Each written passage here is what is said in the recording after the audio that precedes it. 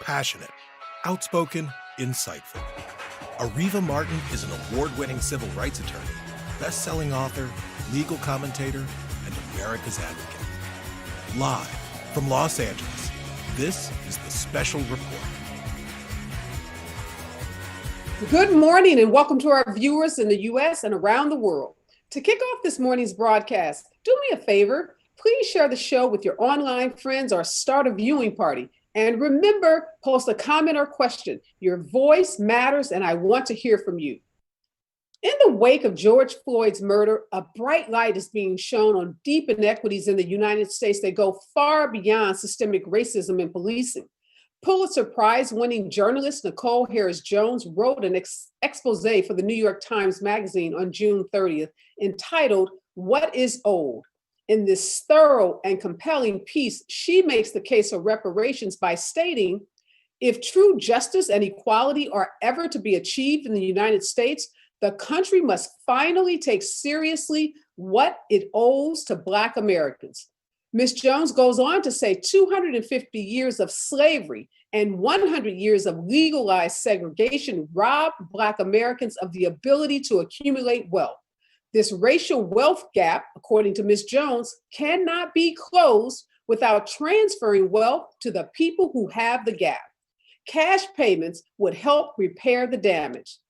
Needless to say, this article has sparked controversy and adds to the ongoing debate over reparations, a debate that has gained more traction in the last 12 months, starting with the Democratic presidential primary election, when support for reparations became a litmus test of sorts for the diverse candidates running for office. And more recently, reparations have taken on a new meaning as the country has been dealing with the racial strife associated with the murder of George Floyd, Breonna Taylor, and Ahmaud Arbery. And as we see companies and private corporations hiring diversity officers to rewrite their commitment to Black employees, and celebrities and brands making public statements in support of Black Lives Matter, the plea, the cry, the request for reparations continues to grow. Now, all of this is happening against the backdrop of new polls, which show huge shifts in the way both whites and Blacks think about reparations. In a Gallup poll in 2002, just 14% of Americans supported cash reparations for slavery. Now in 2019, when that Gallup poll was polled again, or people were polled again on the question of reparations, the support for reparations jumped to 29%. So today I'm asking the question, can this moment in history be the breakthrough moment for cash reparations for slavery? Let's discuss. Joining me today are Coleman Hughes. Mr. Hughes is a writer and opinion columnist on issues related to race and racism. He is the host of the podcast, Conversations with Coleman, and in 2019, he testified against reparations at the first ever congressional hearing on the subject matter. Also joining me is Professor Cramer. He's an associate professor at the University of Connecticut. He is a distinguished race scholar who has published widely on the issue of reparations and is credited for assisting Georgetown University in drafting a referendum to pay reparations to the descendants of slaves sold by the university. And to round out this morning's panel is Trevon Logan. He's an economic historian at Ohio State University, who is working with historians and economists from the nation's leading academic institutions to develop a report to submit to Congress, providing a vital roadmap on reparations. Good morning, gentlemen, and thank you so much for joining me on this really critical but highly controversial topic. So before we get into the pros and the cons of reparations, I want to make sure the audience is really clear about the history and why are we even talking about reparations. So I want to start with you, Professor Logan. Tell us what it is that people need to understand about what happened after slaves were emancipated in this country. Thank you for having me. I think first to your question, what happened immediately after emancipation was freedom and literally nothing else. We have a limited amount of enfranchisement and no policy that was designed to help African Americans who literally had nothing. When you think about being enslaved, up until the time of emancipation, you own nothing, you have access to very little, and they were given literally nothing. And this is happening at a time in which the federal government, in many instances, is actually transferring wealth to everyone but the descendants of slaves and those who were formerly enslaved. So we hear so much about this 40 acres and a mule. Tell us, what does it mean? And why do people think, African Americans think, that they were robbed of their 40 acres and a mule? That is the best question, is where does the 40 acres and a mule come from? It actually comes from several different pieces of Reconstruction era policy, which designated that land should be allocated to those who were formerly enslaved for the purposes of creating a class of formerly enslaved yeoman farmers. This land would be either those that had been confiscated from former Confederates, who we must remember are traitors to the United States, who actually had their property repatriated to them at the end of the Reconstruction period, or it would be other government lands that had been seized and were accessed by the federal government. At that time, owned a lot of land.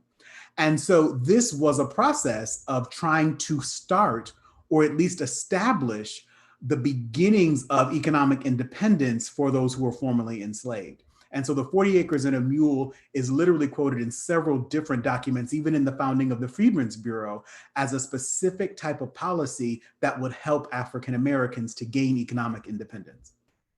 So I want to ask you, Professor Cramer, why do you think now, in this moment that we find ourselves, why is the whole conversation about reparations moving into the mainstream? Because for years it was considered this just absolutely out of the question, idiotic, almost ridiculous, according to some, concept that would never ever be taken seriously by, mainstream elected officials and leaders. So why do you think it's now in the mainstream to even be having this conversation? This is actually a very good question, and one that I definitely do not have an answer for. I'm guessing here freely. I think what may be contributing to the fact is that it was very difficult during the Obama era to demand reparations from America's first Black president. And the reparations debate has been going on for, well, ever since the end of the Civil War, except it was largely confined to African-American activists and insiders. And with Japanese-American World War II reparations, World War II internee reparations, in 1988, it became more of a mainstream topic, but it dropped out of the mainstream again after the 9/11 attacks, and that became more important. So I think it has been an up and down in this debate. And I think what most lately may have contributed to the fact that it's becoming more of a mainstream topic is the Trump administration and its use of explicitly racial dog whistles, and it's easier to demand reparations under a presidency like that than under Obama. But I'm just guessing, so I don't have any hard data on that. And anyone else on the panel, if you have any thoughts about why you think now in this moment, this whole conversation has become more mainstream, feel free to jump in. And I'll ask you, Coleman, you actually went to Congress to testify about reparations. What was that like, and what, who invited you? Who set up this congressional hearing? That's a good question. It was a year ago now. I don't remember all the details of how it got organized, but to address myself to your previous question, I think a big element of why this push is being renewed now is social media and smartphones. Prior to, let's say, 2011, it was almost impossible for an altercation between a police and a civilian to be filmed instantly on a high definition camera and then to go viral within a day's time because social media wasn't set up that way. Maybe you saw it on the 6 o'clock news, but that's very different than being able to share it with all of your friends and express outrage. And there's something that's just much more immediate and emotional about seeing it that way. And I think that's maybe the main element that's contributed to reparations being on the table now. So tell us about the hearing. So you went to Congress about a year ago and you testified before a congressional body. What was the purpose of the hearing? Was it to actually consider, Congress passing a piece of legislation around around reparations? Ostensibly, it was for Congress to consider passing a bill called H.R. 40, which would form a commission that would study and make a recommendation to pay reparations. But as those events often do, they devolve into a circus with politicians trying to get their 30-second soundbite, thinking about their next election run. Well, what was your testimony? Tell us, in a nutshell, what did you testify? What did you add to the discourse during your testimony? So I'm less concerned about what people are owed. I'm less concerned about what is owed. I'm more concerned about what will work. The problems I see today are very tough problems to solve. And I think people want easy solutions to tough problems. A check given to every African American, let's say that happens tomorrow. What world do we wake up in on Thursday? We still wake up in a world where a third of Black people, a third of the incarcerated population is Black. A nation that has an order of magnitude more crime than our European counterparts, where police struggle to arrest citizens, where we have a subset of police that are racist, a subset of police that are just bad police, regardless of their racism. We have very difficult problems to solve, and none of those are solved by cash. So I'm interested, how does a cash check fix broken public schools? I'm very interested to hear what the link is. So I think people want easy solutions that feel good emotionally, feel like an emotional release, like we're making some progress, when in reality, we're not making any progress at all. So what do you say to that, Professor Cramer? Mr. Hughes, Coleman says, look, a check is not going to solve some of these intrinsic problems that African Americans face around criminal justice issues, around education, around other, social issues. Healthcare, I'm sure, would be included in that list. How do you respond to that? Well, I basically agree that that just a cash check for slavery reparations isn't doing the trick, but a reparations program broader conceived that addresses inequalities not only stemming from slavery. And by the way, I've been looking at slavery during the United States. There is pre-colonial slavery, then there is discrimination under Jim Crow, and then there is discrimination under the New Deal, World War II, post-war era, even the post-civil rights era. All of these forms of discrimination have wealth implications, intergenerational wealth implications for African Americans living today. And I think it makes sense in a comprehensive program to address all of the above. And that includes, unequal schooling or access to education. That includes unequal access to health services and so on. And it includes mass incarceration and the problem with racial bias in policing. So I wouldn't conceive a reparations program narrowly as just a check for slavery, although that's part of it, but as a broader comprehensive program to achieve social justice. And I just want to make it plain in terms of some of those statistics that you are referencing, Professor Cramer. We know, as it relates to even something like home ownerships, more than 73% of white Americans own homes. Only 44% of African Americans actually own their own homes. The median income of a white family is more than double that of an African American family. There was a recent study by a leading professor out of Duke University that found the median wealth in Greater Los Angeles which is where I am, was $355,000 for a white household and just $4,000 for an African-American household. White Americans graduate from college at a higher rate than African Americans, which we know affects African Americans' ability to gain wealth.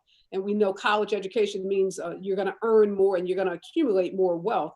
African Americans lag behind in savings for retirement and investments in stock. So there are all of these wealth, these indicators of gaps, statistical, that's been well documented. So I'll ask you, Professor Logan, Mr. Hughes says a check is not going to solve all of these issues. Do you agree with that? Yes and no. So a cash transfer is not actually a wealth reparations program. You would want to have a wealth transfer. And we have extensive evidence from American history of how to do wealth transfers. We've done these wealth transfers for white Americans from the beginning of the United States. So we have to think about why the current solution to racial wealth inequality have failed. If you look at the wealth statistics, it's shocking. An African American who has a college degree on average has less wealth than a white American who has dropped out of high school. Something systemic in racial wealth inequality is operating in the United States and needs to be addressed through a racial reparations program.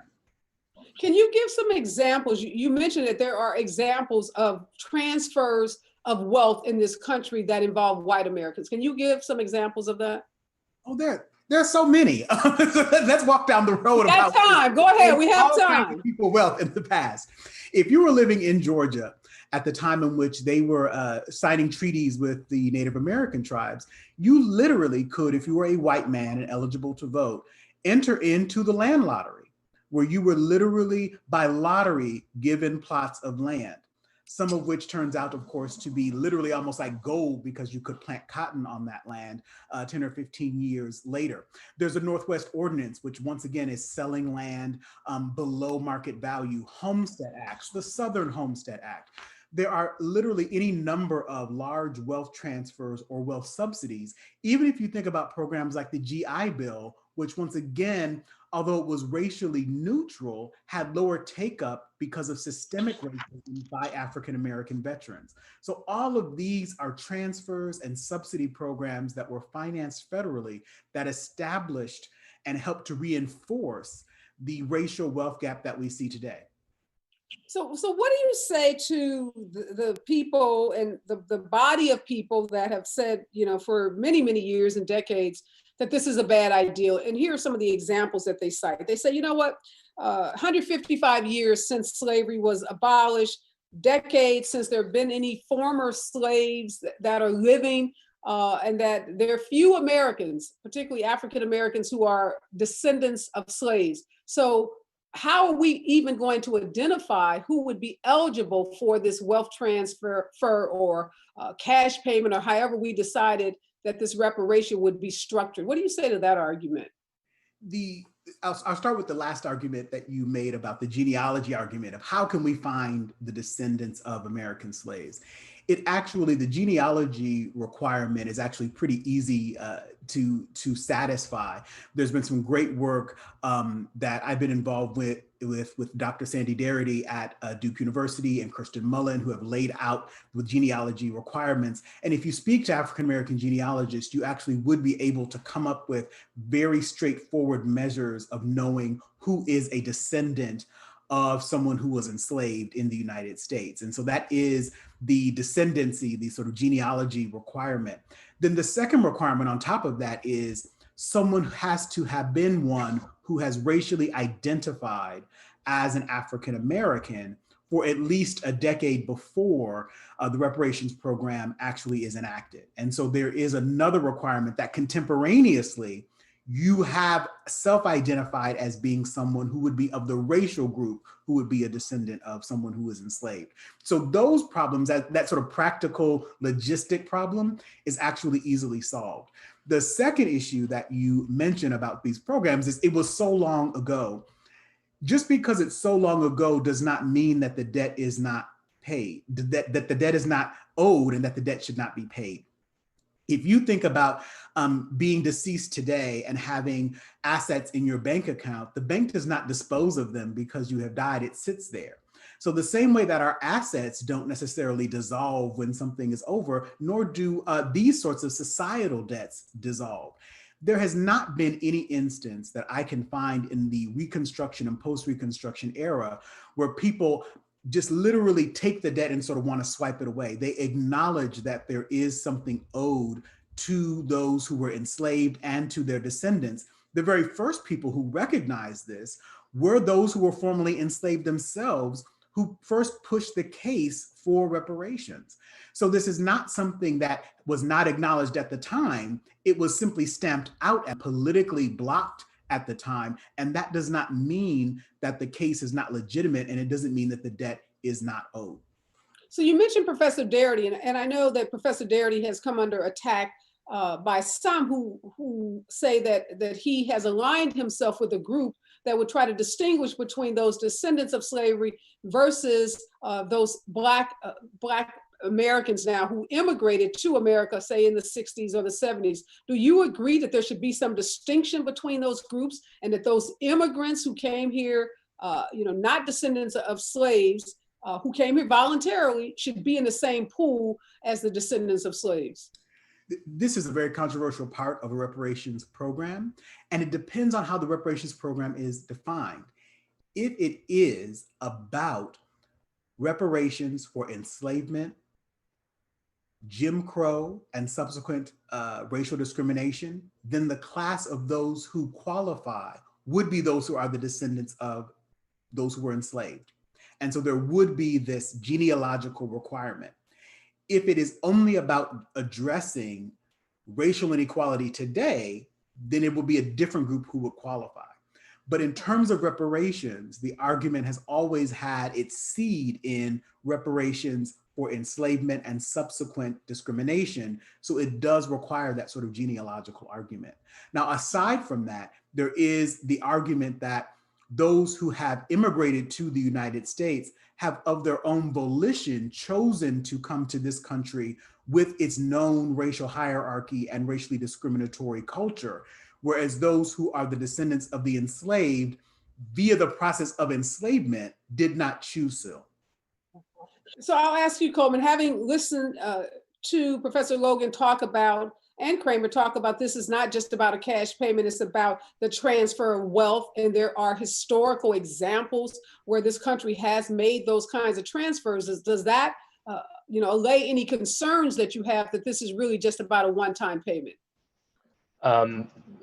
So first off, I just want to say where I agree. I agree. Sandy Darity and others have ironed out most of the practical things. I think if we wanted to do it badly enough, we could do it. I don't think we should do it, though. I think, if you point to a historical example of white men getting plots of land when there's a moving frontier, the obvious point to make is just how different the circumstances are today. The places people want to live are cities that have so many land use laws and so little land available. I'm not sure what what I'm trying to say is I'm curious the details of how a wealth transfer in the year 2020 in a modern economy is so very different from a cash transfer. Ultimately, I believe in teaching a man to fish more than giving a man to fish. I think there is serious wisdom in that. Ultimately, I'm much more interested in addressing the human capital gap between Black people and white people than the level of wealth that both groups have at this moment. You address the human capital gap with something like a universal pre-K program. That's the kind of gift that keeps on giving. And again, Coleman, do you hear them saying that they're not mutually exclusive? I thought I heard Dr. Cramer, I'm sure I heard Dr. Cramer say that you can address all of those inequities that you're talking about, whether it's education, health, criminal justice, incarceration, while at the same time make amends for these 250 years of enslavement and then the things that happen after Jim Crow era, discrimination, during the New Deal period. So I don't think there's an argument that they have to be mutually exclusive. I think everyone on this panel is saying, or at least these two professors are saying these things should be done in tandem. All of this needs to be done. You can't make amends for something like slavery. If there's one thing I'm sure of, I'm sure that the very day after we get whatever reparations program the smartest people come up with, the very next day I'll be seeing op-eds in the New York Times saying it wasn't enough, that you thought you could pay us off with that much money, you have another thing coming. What I'm saying is sometimes it takes trying to get to the bottom of something to realize that there is no bottom. And ultimately, the kind of closure people are looking for on this issue, on the issue of slavery and the discrimination that followed, that's a closure that is not going to be attainable through public policy. No matter what we do, people will feel a hole when they think about the millions of people who suffered under the lash. And nothing is going to, we're deluding ourselves if we think that we can actually solve that. So why not just focus on what we can do, not get lost in what we can't do? And by the way, what we can do turns out to be not so easy either. We focus all of our energy and we still can't fix our public schools. So to say, well, we can do them both at the same time sounds great in theory, but we can't even manage to fix the problems that face us right here and that are concrete, much less the psychological closure of 400 years of racism. Well, I hear what you're saying, but I don't think anybody on this panel is talking about fixing the psychological issues exclusively. Obviously, redressing these wrongs is a part of it, but we're talking about something much bigger, which is addressing these inequities, this wealth gap that continues to grow. It just kind of blows my mind when you think about some of these numbers that African Americans, I saw some statistics in Nicole Jones's piece that said, African Americans and white Americans, our wealth gap today is the way it was literally 50 years ago. So even though we've had policies designed to address this wealth, inequities, we are not doing any better off in this country than we were 50 years ago. But I want to ask you, Dr. Cramer, you came to this work, and I read something about you that I found very interesting. You came to this work because of what happened with Germany and the Nazis following the Holocaust. So can you just tell us, how did that work inspire you to come to the point where you are, where you think that reparations is where the US should be going? Yeah, this is actually, this fits well to the last point that was made about whether there can be a repair, where I would agree there cannot. So the word reparations is actually kind of a misnomer, because what is repaired is not the damage done in the past, the damage is done, but what can be repaired is the relationship between the descendants of the perpetrators and the descendants of the victims, in this case, for reconciliation, and that can't be legislated. I would agree with that. That's to me, the reparations wealth or cash or whatever it is, or programs, are simply a token that that the apology or the remorse is meant seriously, and that helps in the psychological process. So to your question about the German example, as you can probably hear, I'm originally from Germany. And I immigrated to the United States in 2000. In Germany, I grew up in a generation where we were exposed to Holocaust history in every single school subject and at length. And of course, I felt ashamed of my history, and I felt terrible. And I wished I would be able to express to a Holocaust survivor how I felt. And of course, I never thought this would ever be possible, until one day an Israeli family moved to our hometown, and it turned out they were retirees from Israel moving back to Germany, of all places. And during a dinner, the family father opened up and described to us the horrific stories of his youth in 5 concentration camps and on a death march. And so I had my opportunity to express how ashamed I felt of our history. And in response, he just embraced me. And I was generally surprised how incredibly capable he was of embracing young Germans like me at the time, and how he could trust Germany to do right by him this time. And I learned later, after he passed away in 2015, unfortunately, I learned from his widow that he had received a reparations pension from the 1970s on by the West German government all the way to his passing in 2015. And it was a small pension, but it was more than nothing in old age, of course. And as a symbol, it symbolized to him that, that Germany was serious about changing its ways. And to me, as a descendant of the perpetrators, it symbolized that my country was actively trying to make amends, and that meant a lot to me as well. So it actually had psychological benefits for both of us. Mm-hmm.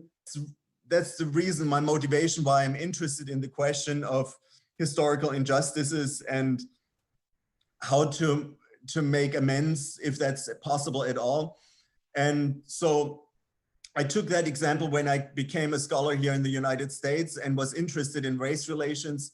It naturally brought me to the question of reparations, and I started studying public opinion on it at a time when no Southern state had apologized, no political party had taken up the mantle, there was no candidates talking about it.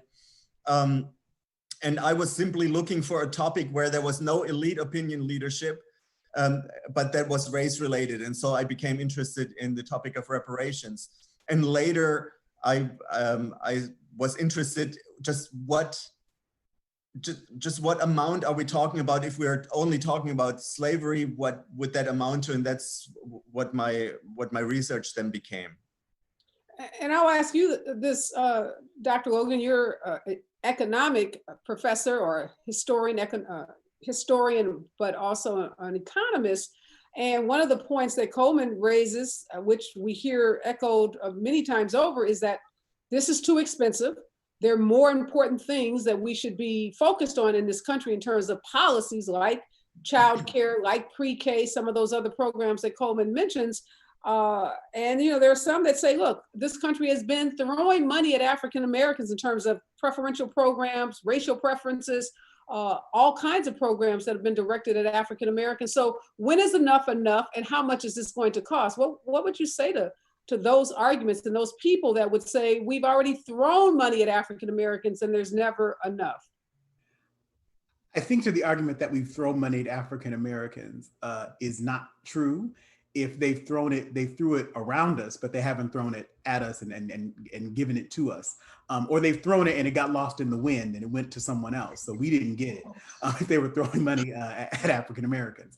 But second, I think it's very important to recognize there's really something important in what Thomas was saying in his story, which is that in the United States, we've done the exact opposite of what Germany has done in terms of dealing with this issue in its historical context.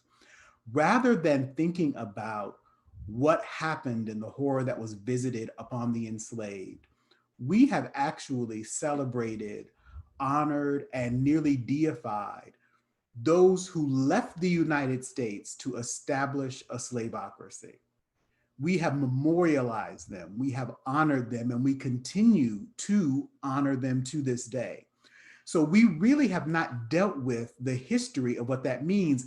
And it shows up in our politics in terms of the resistance and arguments that we hear. And we then advance these false narratives of we've thrown money at African Americans and we've continued to throw money at African Americans. That literally is the opposite of the truth. We've thrown money at everyone else but African Americans, to be quite honest, in American history in terms of wealth transfers and specific programs. And more importantly, designing programs that directly excluded and purposefully excluded African Americans.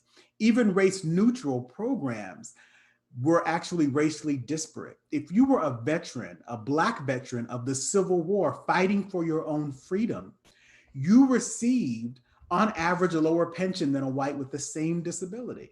And so all of these things from the very beginning, we were practicing racial discrimination against those who were formerly enslaved. So if it would be different that we had a time period where we actually had this period of racial justice, it would be very different. But we never, ever honestly dealt with our history. Instead, we've lied about it. We've advanced a story that has celebrated the lost cause. We have people in the United States today running around with a flag of a defeated insurrection and hold this as their heritage as Americans. Imagine a flag of someone who is a sworn enemy of the United States, literally a sworn enemy of the United States. You are brandishing this flag as part of your heritage as an American. And we don't bat an eye at that because it's so seeped into our culture to accept it. Until we start to confront that issue, we're always going to have these false narratives told about things like reparations. And so, Mr. Hughes, we're not talking about monuments today. We've spent a lot of time on this program talking about it, and I've made my position clear on it that I believe symbolism matters, and symbolism won't send my kids to school and won't pay college tuition or won't pay for my health care. But I think the images that we see in this country matter. And if I have a choice between Robert E. Lee and Harriet Tubman, I'm Harriet Tubman all day long. But what do you say to those people? You know, what can you say that would in any way undermine what Professor Logan is saying, which is there has not been an investment in this country as it relates to African Americans, and policies that were designed to even be race neutral have disadvantaged African Americans, and reparations is just one way to address those inequities.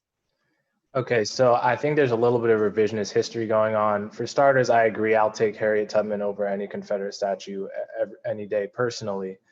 In terms of public policy, it will never be true that we've done enough for the poor and disadvantaged, okay? So I just want to say that to start.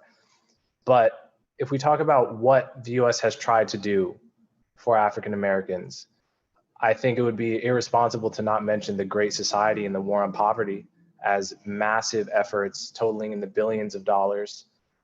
Some programs successful, some less so, but a massive effort that was understood as an attempt to help the Black poor specifically, even though it was targeted towards the poor more generically. If we want to talk about symbolic things, okay, symbols matter. Does a symbol matter when 6 or 7 different states have issued apologies for their at the state level for slavery? In 2008 and 2009, both houses of Congress passed resolutions apologizing for slavery and Jim Crow, which I never hear everyone mention as a symbolically important thing. I think everybody will probably agree that this is my point. Apologies are a good start, but do you think that's enough? My point is that goes back to the beginning. It is never enough. Nothing will ever seem like enough because we're talking about the crime of bringing millions of human beings to another continent and enslaving them. It's the kind of crime that no apology will ever satisfy. So I worry that this is a bottomless pit. We will do everything that seems like it's always going to seem like we're about to reach the point where we hit closure with the next thing we do. We build the African American History Museum in Washington, D.C. with a huge exhibit on slavery. That does nothing though. You know, we can do that 10 times over, and the next day there will still be people saying, "I feel like we haven't done enough about slavery." And then but I don't understand your argument, though, Mr. Hughes. Let me stop you for a minute. I don't understand your argument. Every advocacy group that's fighting for anything feels like, you know, they could have the same argument that you're making. The women who are fighting around, or people who are fighting around abortion rights. I think there is a point at which we could say that equity has been reached. I don't think there's this bottomless pit that people are saying, you know, African Americans are owed everything under the sun and the moon. What we are saying is that there's a history of, you know, systemic racism in this country that has to be addressed, and reparations is one way at addressing it. But I do want to ask the professor, either of you can respond to this, to Mr. Hughes's point. Is there a point at which we would say we can check this box and we have addressed in the best way that we humanly possibly can? We can't undo slavery, you're right. We can never go back and undo that. But it seems like as it relates to this wealth gap, there's some very finite things that seemingly we can do. I think if you have as a goal the elimination of the racial wealth gap, and you set that as your goal of a reparations program, then you're done with the reparations program when you've achieved that as an outcome.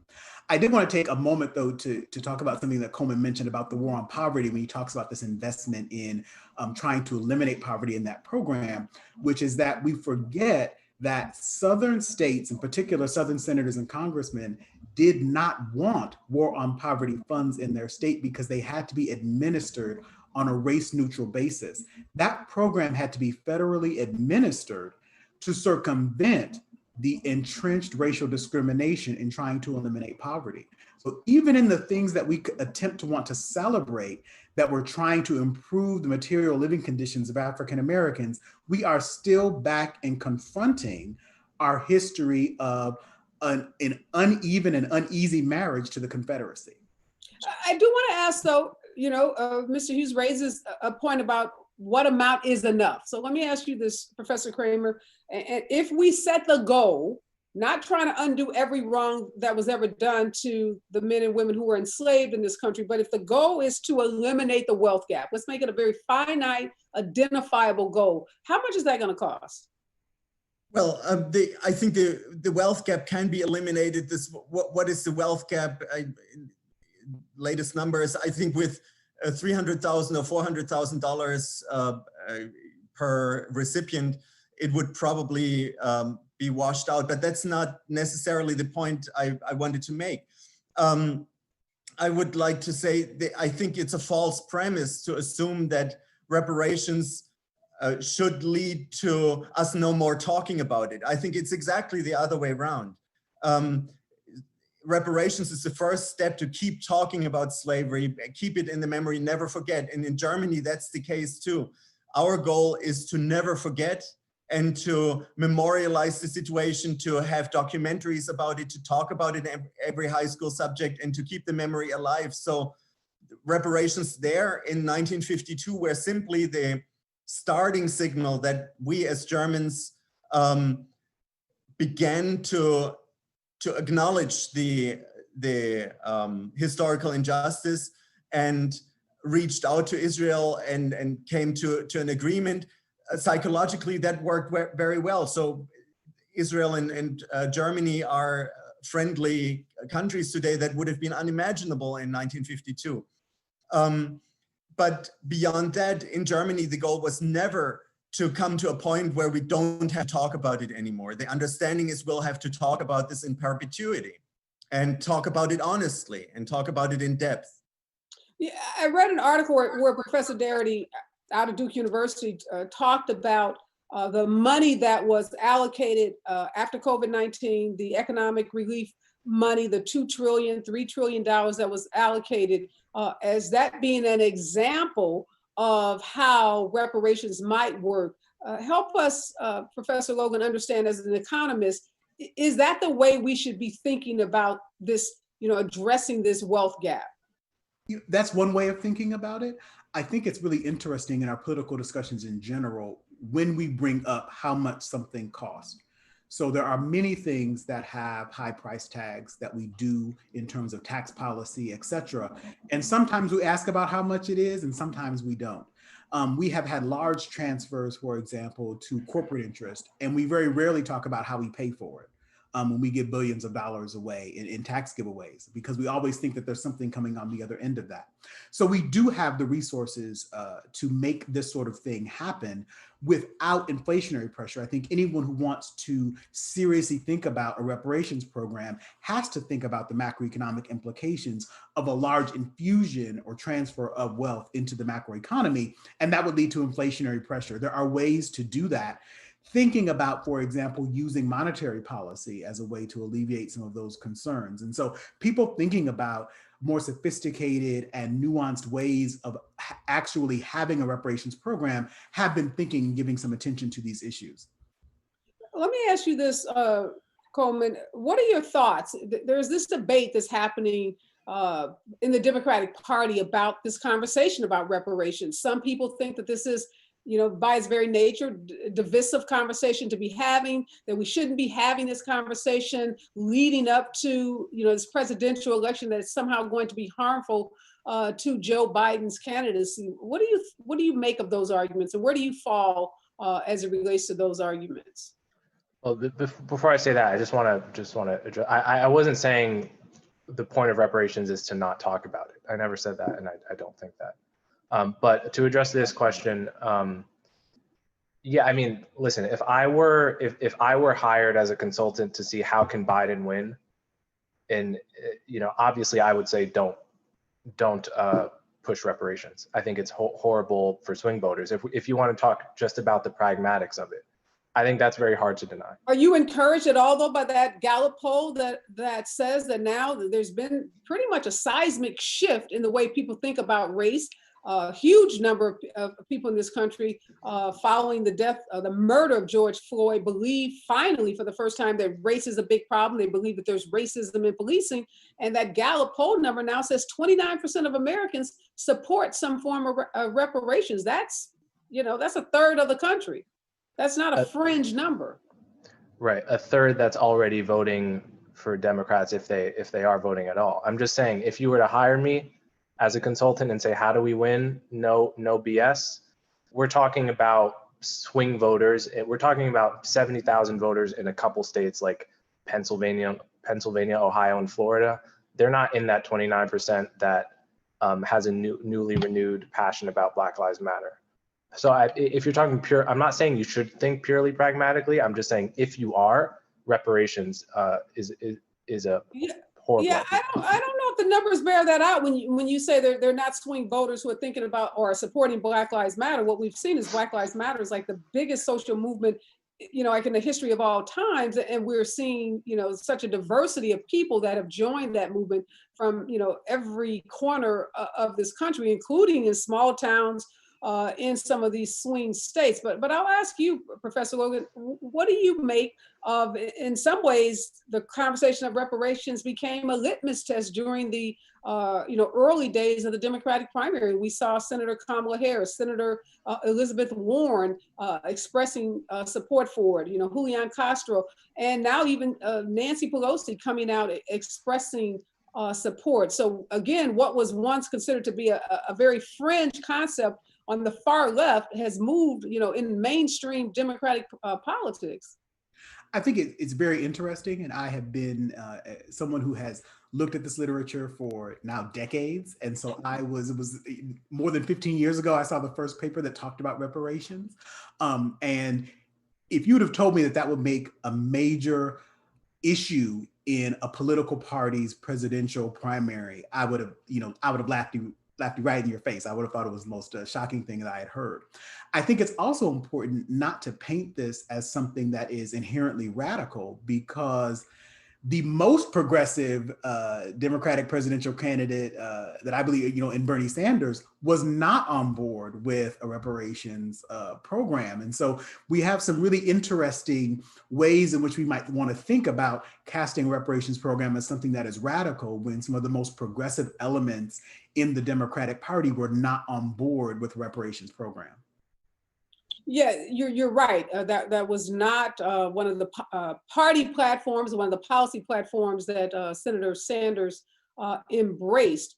What do you, in the time that you've been studying this issue, Professor Cramer, what are some of the biggest shifts that you've seen, not just amongst African Americans, but amongst some of your non-African American colleagues?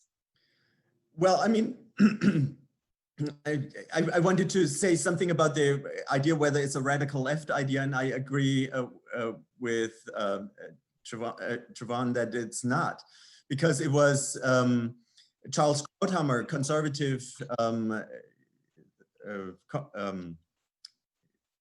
commentator, who early on pushed for reparations as a one-time lump sum payment. He was opposed to affirmative action, but in favor of reparations. So that was a conservative idea. And I would say many of the structural ideas within the reparations idea actually recommended as a conservative policy. It's about looking at the history, looking at merit, looking at inheritances, and so on. That's not the typical liberal idea where you want to help everybody. So I would not necessarily cast it as a liberal or conservative idea. It just so happened that it has now become an issue on the Democratic side, which is surprising in its own right. But sorry, I forgot your question. Well, I was asking you, had you seen any shift amongst your non-African American colleagues in terms of how they think about reparations? Well, I mean, only that years ago, it was really just a fringe thing that where there was no elite opinion leadership. And my colleagues have always been very supportive of the research that I did, even when it was not mainstream. So I can't really say that the big shift happened among my colleagues, but I do have a sense that in the general, like if I look at my friends or in my general networks, that there has definitely been a shift, that suddenly something that seemed outrageous is now considered on serious terms. And Professor Logan, is there anything that we can learn from the Japanese? Professor Cramer mentioned that at the beginning of the program about what happened in this country after World War II and the internment camps involving Japanese Americans. Is there anything from that model that we can learn and apply as we think about, reparations relating to African Americans whose ancestors are, who are descendants of enslaved people? I think there are several lessons that we can learn from it. The first is that reparation was not immediate. Those payments were not made in 1952, with the war ending in 1945. Those payments didn't come until the Reagan administration. So it took some time for us to get a handle on a relatively small population of people who were directly impacted and did receive reparations payments from the federal government. So when you think about expanding that to African Americans, it's going to be more complicated, but there certainly is a precedent that the federal government has of taking its sweet time to come up out and start making reparations payments to people. I think the second lesson to learn from that is the federal government has a process to comprehensively understand what must be transferred. And so the policy and the way that that was instituted, which is why HR 40 is so important, is to begin the process of understanding the scope of the problem. If you're thinking about internment, it was seizure of property, ending of businesses, and then the actual harm of the internment itself, which involved moving families away from their homes at the time in which they were interred to places that were quite distant. So this is all part of what comes into that reparations payment. So there must be a study about it. It is not about putting our hands up or politicians sort of thinking about what the political winds say and saying this number sounds right, this is what the reparations payment is going to be. This involves scholarly and scientific study about what the transfer is, and then coming up with the method of delivery. What would you say, both of you, Professor Sue, are in support of reparations, some form of reparations, to those people who say, I'm okay with the concept, but I don't believe in a cash payment. I don't believe there should be some transfer. We should try to address some of these inequities through healthcare policies, through education policies, through other kinds of policies. Would you say that those are the kinds of things that would be adequate if we're really thinking about reparations and addressing some of these wealth inequities? I think that we can do wealth transfers today by transferring illiquid or relatively illiquid assets. There's nothing to be said about other forms of transfers that are outside of cash payments. And so there are several things that we could do that would not be about writing checks. I think that there is this political response, even among some of those on the more progressive elements who say we should not be writing checks to people. There are other ways of transferring, whether that's innovation, whether that's incubation, investment, for example, in capital and interest-free loans, for example, to spur entrepreneurship. There are lots of other ideas that people have about how to encourage this.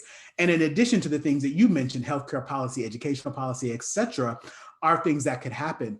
For example, one policy that you could have is for African Americans to encourage property ownership, tax abatement policies for property that African Americans would own, lower rates of capital gains taxes, or matching of investments in things, for example, like stock ownership or mutual fund participation. Those could be things that work to build wealth, which is the ultimate goal of the existing reparations programs, that could be used that are not necessarily writing checks. So there are a lot of policy options out there beyond writing checks or large cash transfers to individuals.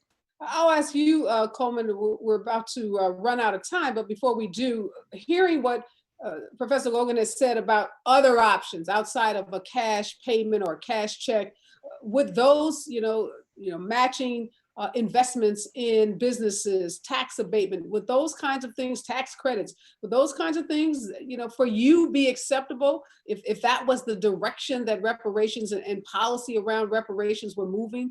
Would you find those things to be attractive to you? And would you, do you think that there may be people that would get behind those kinds of policies? Ultimately, I'm interested in evidence-based public policy interventions that increase the level of human capital in the Black community. That will inevitably create wealth in the long run, wealth that is sustainable, wealth that doesn't come and go with the tides of whoever is in the White House or whether politicians are sympathetic to the project. It will create durable wealth. I think there's no shortcut to durable wealth. We have to address the skills gap and the education gap before everything else. So anything that seems like a shortcut like to closing the wealth gap is something. How does a tax abatement policy address the skills gap? Well, he talked about investment. So investments in education, investment in education policy, interest-free college loans. There are all kinds of ways that we can invest in education to address skills gaps. Most of the skills gap is created between 0 and 18. Doing stuff in college investment in at the margin is not. Yeah, so that's what I'm talking about. So let's do that. Why does it have to be reparations? The conversation isn't between reparations versus nothing. The debate is between reparations and a suite of public policy targeted at disadvantage per se.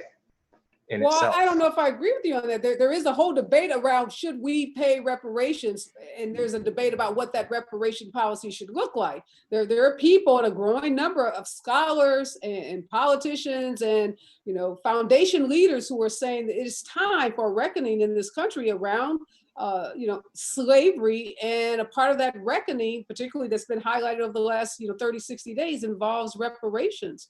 I'll just let you have the last word, Professor Cramer. Do you think this is the moment? I got to ask that question again. We get to this point very often in our history of trying to deal with race issues, and we get to these very uncomfortable conversations, and I'll put reparations in that column of uncomfortable conversations. And we make a lot of progress, but then we kind of recoil because these are complicated issues and there's not going to be 100% consensus. But do you think this is the moment where we may have a really critical breakthrough on this issue of reparations? I'll be very careful and I'll say this could be a breaking point, but I'm very skeptical about making any pronouncements because and predictions, because I didn't see the Obama era coming. I certainly didn't see the Trump era coming. I didn't see the public opinion swing on gay marriage and so on. So basically I say never. All right, we're going to have to leave it there. That's a great answer, Professor Cramer. Thanks to all of you for joining me for this conversation, one of many that are happening all over this country, inside Washington, outside of Washington. As we get closer and closer to that presidential election in November, I'm sure we're going to see more and more of these kinds of conversations. So again, thanks to all of you for the work that you're doing, and thank you for joining me today. Thank you. Thank you again to my guests for joining me for this critically important conversation. And thanks to all of you for joining me today.